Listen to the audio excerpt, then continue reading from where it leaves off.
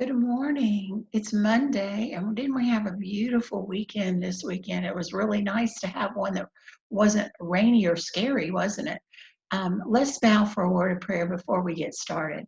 Father in heaven, thank you for this day. Thank you for all that you give us. Thank you for the beautiful weather that we had this weekend. Father, thank you for just taking care of us during this time.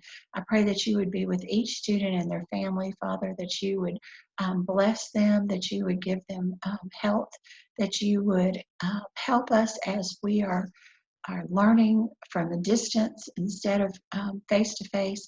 I pray that you would continue to help us to learn, even though it's not what we consider ideal, but we know that you have a plan and a purpose for all of this. We thank you for everything you give us, especially for Jesus, for it's in his name we pray. Amen.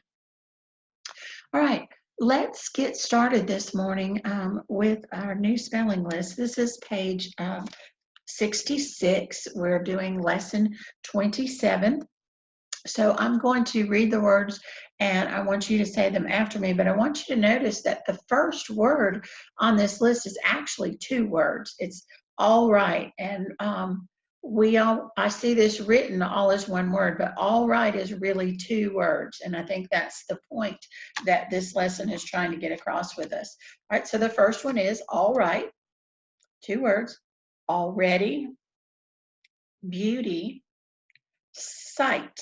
Now, this sight is not the sight that's talking about our eyesight, or if we go to a work site where they're doing some type of job. That's not the same one. This is sight like when we did our works cited, where you're actually writing where something comes from, or somebody might say, ask you a question, and they might say, cite text evidence, meaning go back to what you're reading and show from what you're reading how you know that. So that's the word CITE. That's what that cite means. All right, the next one, comparative, define, destruction, experience, familiar, incidentally, led, manner, pertain, politician, quiet. Notice that's the same letters in quite, just kind of moved around a little bit. So it's QUIET, quiet. Reduction, repetition, succession, surprise, writing. Now let's look at the vocabulary words. Say them after me. Foreshadow, illustrate, invincible, notorious, polite, renowned, unprecedented, utilitarian, valid, and vestibule. That's kind of an easy list for vocabulary words. I only see like two or three that are ones that I think that you may not just really know the definition of without even studying. So real easy vocabulary week for you this week. So today's assignment is for you to copy the vocabulary, or not the vocabulary words, the spelling words twice. Copy the spelling words twice, just like we do for every other list. And so that's your assignment for today. Now, if you'll take out your grammar book, please, I'd like for you to turn to page 256, 256.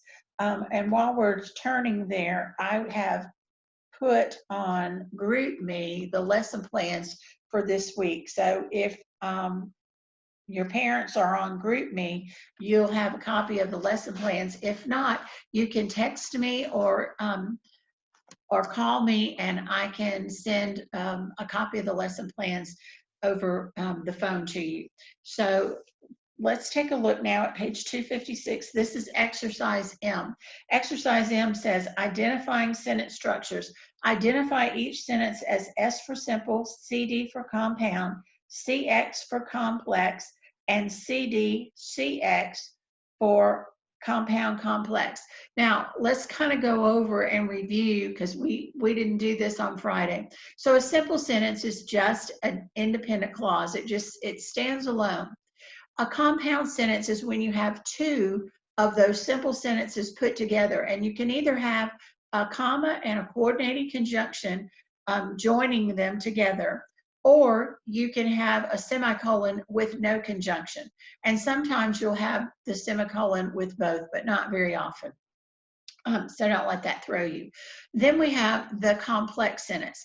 A complex sentence is just a simple sentence with a dependent clause. It's a simple sentence and one clause. That's complex. And then we have the one that's compound complex. So if you think of the word compound, we know we're going to have two sentences, two independent clauses, and two or more dependent clauses. That's what a compound complex sentence is. So let's take a look at this. We'll just do this together so that you can make sure that you understand it well. All right, so let's look at number one. Do not count your chickens before they're hatched. Do not count your chickens before they're hatched. Do you see a clause there? Yeah, before they're hatched. And let's look at what comes before that. Do not count your chickens. Can that be a sentence? Absolutely. So we've got one independent clause and we've got one dependent clause. Before they're hatched is not a full sentence. So now we know this one is going to be what?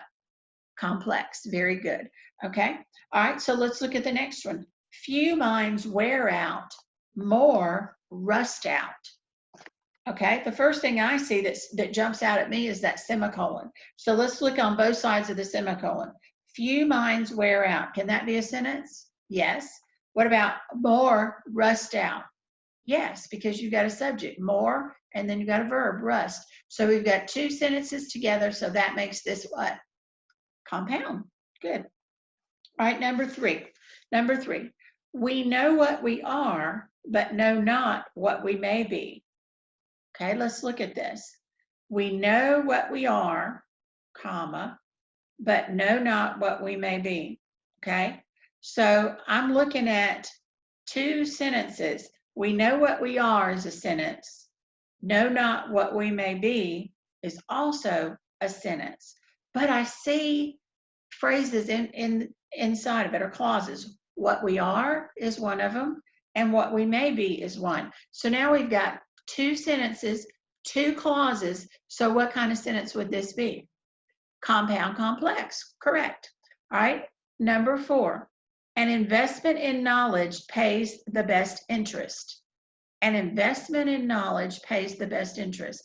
I don't see any punctuation. I don't see any clauses. Do you? So what kind of sentence would that be?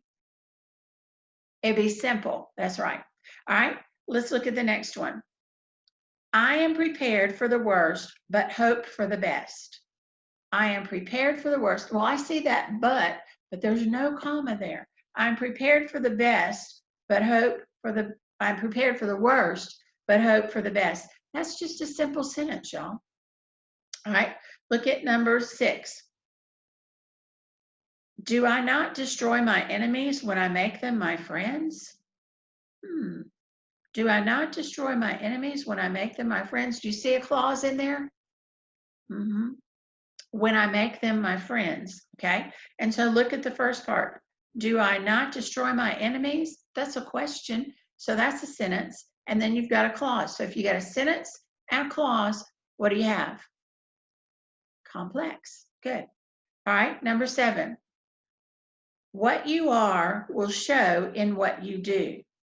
What you are will show in what you do. Okay, I see a clause there. Do you? In what you do. In what you do. Okay, what you are will show. Is that a sentence? Yes. So we've got a sentence and we've got a clause. So now that makes it a complex sentence. Okay. Number 8. Yesterday is not ours to recover, but tomorrow is ours to win or lose. All right, I see in the middle, I see a comma, and then I see the coordinating conjunction but. So that makes me want to say, Are both sides of this comma and coordinating conjunction sentences? So let's look. Yesterday is not ours to recover. That's a sentence. Tomorrow is ours to win or lose. That's a sentence. So that was what kind of sentence? Compound. You've got two sentences together with a comma and a coordinating conjunction. All right, number 9. Courage is resistance to fear, mastery of fear, not absence of fear. Okay, I see lots of commas, but I don't see any coordinating conjunctions. So let's look at this sentence again. Courage is resistance to fear, mastery of fear, not absence of fear. This is really just defining what courage is, isn't it? So that makes this sentence a simple sentence, simple sentence. All right, and then the last one, number 10. When you play, play hard. When you work, don't play at all.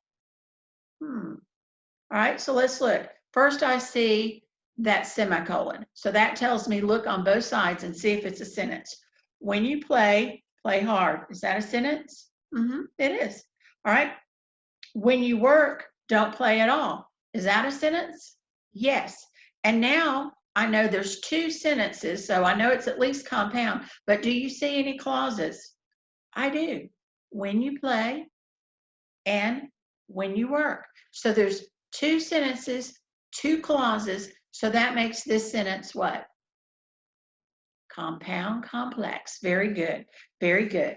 Okay, that's all we're going to do today. You don't have any reading today in Of Places.